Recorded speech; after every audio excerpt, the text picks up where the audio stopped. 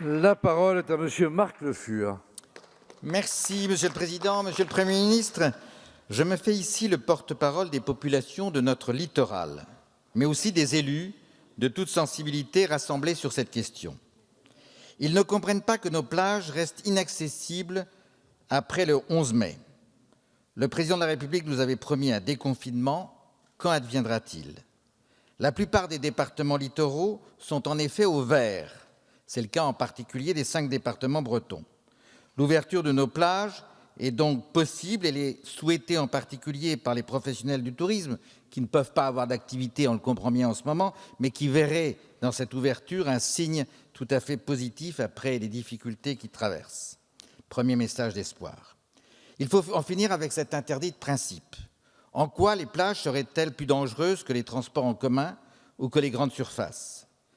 Les plages sont accessibles en Grande-Bretagne, elles le sont également en Italie. L'ouverture de ces plages, bien évidemment, s'accompagnerait d'une réglementation très stricte afin que la distanciation entre les personnes et les groupes soit respectée. Mais nos plages et nos grèves sont vastes. Cela pourrait relever de la réglementation des maires qui déjà, on le sait, disposent du pouvoir de police. Par pitié, Monsieur le Premier ministre, arrêtez de tout décider de Paris. Écoutez le local, écoutez les élus qui côtoient les populations et connaissent les lieux. Cessez d'infantiliser nos compatriotes qui ont su faire preuve de plus grand esprit de discipline. Merci, chers collègues.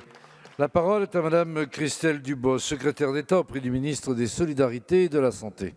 Merci, Monsieur le Président, Mesdames et Messieurs les députés. Le Premier ministre a indiqué ici dans cet hémicycle la semaine dernière que par mesure de précaution, en effet, les plages resteront inaccessibles au public au moins jusqu'au 1er juin.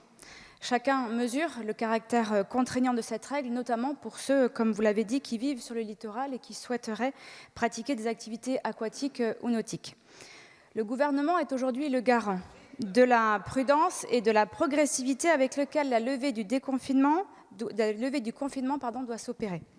Nous devons veiller à tout prix à assurer le respect des règles de distanciation physique qui, avec les autres mesures barrières, sont nos meilleurs atouts pour faire reculer l'épidémie. Nous avons entendu les arguments développés par ceux qui souhaitent la réouverture.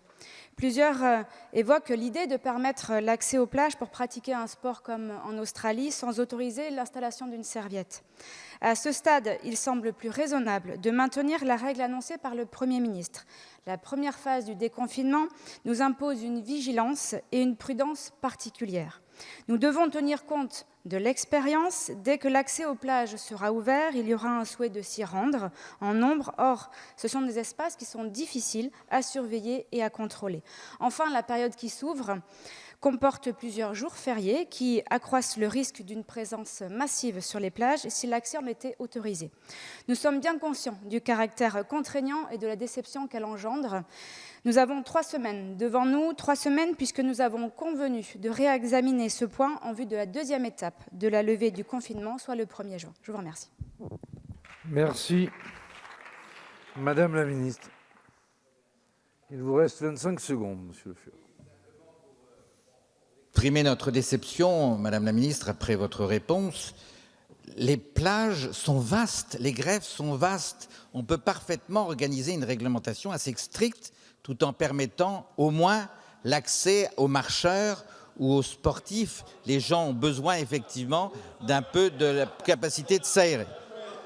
Merci.